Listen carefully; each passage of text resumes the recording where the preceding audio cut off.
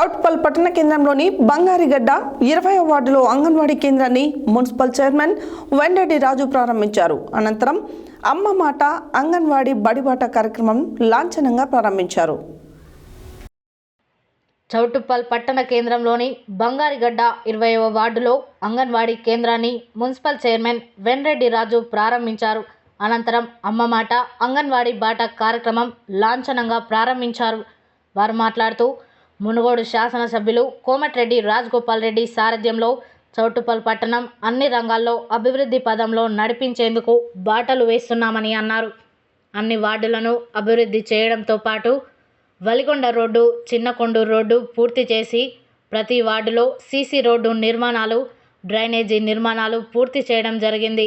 ప్రజలకు ఎలాంటి సమస్యలు తలెత్తకుండా ఉండేందుకు చర్యలు చేపట్టడం జరిగిందని అన్నారు.